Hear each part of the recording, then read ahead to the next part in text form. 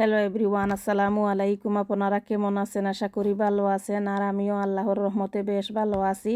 তো আজ আমি রান্না করব পাবদা মাছ দিয়ে সাতকরা রান্না করব, মিট দিয়ে আলু রান্না করব। তো প্রথমে আমি সাতকরাটাকে দিয়েছি, একটু তেল দিয়ে দিলাম। আর তেলটা গরম হওয়ার পরে আমি রসুনটাকে ব্রাউন করে নিয়েছি। আর রসুনটা যখন ব্রাউন হয়ে গিয়েছে তখন আমি সাতকরা দিয়ে দিলাম।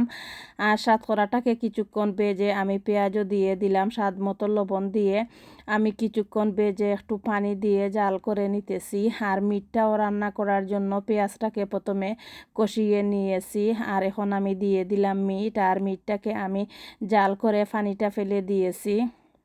দিয়ে এখন আমি মিটটা দিয়ে দিলাম, দিয়ে আমি মিটটাকে জাল করে নিব, ডেকে রাখলাম। আর সাতকরাটাও সিদ্ধ হয়ে গিয়েছে। এখন আমি একটু হলুদের গুঁড়া আর একটু বলসরস কারি পাউডার দিয়ে দিলাম। আর দিয়ে আমি ভালোভাবে কষিয়ে নিব। আর সামান্য পরিমাণ একটু মরিচের গুঁড়া দিয়ে দিয়েছি, হাফ টিস্পুন পরিমাণ। তো আসলে আমি মরিচটা দেই না, আমি মরিচ ছাড়া রান্না করি। তো আজকে মনে হলো যে একটু মরিচ দেই, হয়তো খেতে ভালো লাগবে। তো সেজন্য আমি মরিচটা দিয়ে দিলাম। অনেকে আবার মরিচ দিয়ে রান্না করেন, তো আমি কখনো মরিচ দিয়ে রান্না করি নাই। তো ভাবলাম একবার মরিচ দিয়ে রান্না করে দেখি খেতে কি ভালো লাগে কি না লাগে। আর বাচ্চারা তো আর সাতকরা খায় না, ওরা পছন্দ করে না। তো আমি আর আমার হাজবেন্ড শুধু খাবো। তো একটু মরিচের গুঁড়া দিয়ে দিলাম, দিয়ে আমি মশলাটাকে ভালোভাবে কষিয়ে নিয়েছি। আর মশলাটা ভালোভাবে কষিয়ে পাবদা মাছও দিয়ে দিলাম। আর পাবদা মাছটা দিয়ে এখন আবারও আমি কষিয়ে নিব। আর মিটটাও সিদ্ধ হয়ে গিয়েছে। আমি দিয়ে দিলাম গুঁড়া মশলা। মিট রান্না করতে যা যা মশলা লাগে সবটুকুন মশলা দিয়ে দিয়েছি। দিয়ে আমি নেড়ে চেড়ে একটু পানি দিয়ে এখন আমি আবারও জাল করে নিতেছি। আর এই তো পাবদা মাছটাও কষে গিয়েছে। এখন আমি জুলের পানিটা দিয়ে দিলাম, জুলের পানি দিয়ে আমি জাল করে নিয়েছি। আর এখন কিছু ধনেপাতা দিয়ে দিলাম। আর টক রান্না করলে ধনেপাতা না দিলে একদম খেতে ভালো লাগে না। তো আমি কিছু ধনেপাতা দিয়ে দিলাম। ধনেপাতাটা দিয়ে আবারও একটু আলতো হাতে নেড়ে চেড়ে মিক্স করে নিলাম, নিয়ে তো রান্নাটা শেষ হয়ে যাবে। তো ভিউয়ার্স, আপনাদের কাছে যদি আমার ভিডিওটি ভালো লাগে তাহলে একটা লাইক দিবেন প্লিজ। একটা লাইক দিয়ে আমার ভিডিওটা দেখা শুরু করবেন। আর আপনারা যারা আমার চ্যানেলটি সাবস্ক্রাইব করেছেন, আমার পাশে আছেন, আমাকে সাপোর্ট করতেছেন, সেজন্য আপনাদেরকে অসংখ্য অসংখ্য ধন্যবাদ। আর আসলে আপনারা সব সময় আমার ভিডিওগুলো দেখেন আর আমাকে সুন্দর সুন্দর কমেন্টস করেন, আমার কাছে তো খুবই ভালো লাগে। আর আমিও আসলে সবার ভিডিওতে যাই, আমি ভিডিওটা ফুল দেখার চেষ্টা করি। আর আমি ছোট্ট করে একটা কমেন্টও করে আসি। তো আপনারাও ছোট্ট করে একটা কমেন্ট করে যাবেন আপনাদের কাছে আমার ভিডিওটি কেমন লাগলো।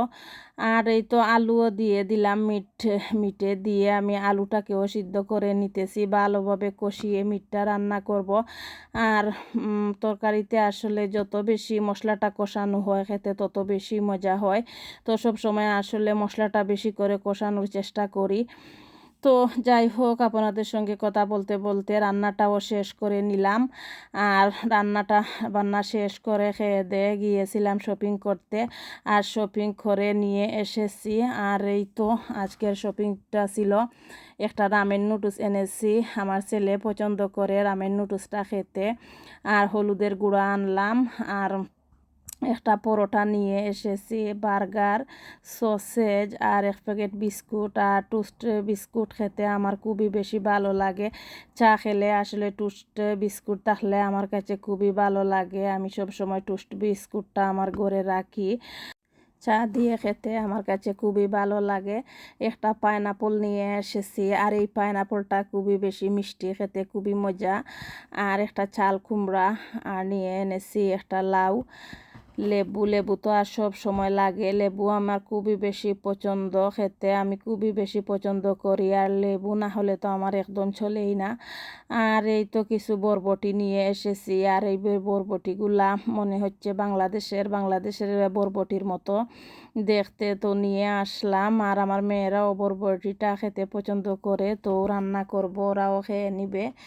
তো ওই তো করলাও নিয়ে এসেছি, করলাটা ভাজি করব।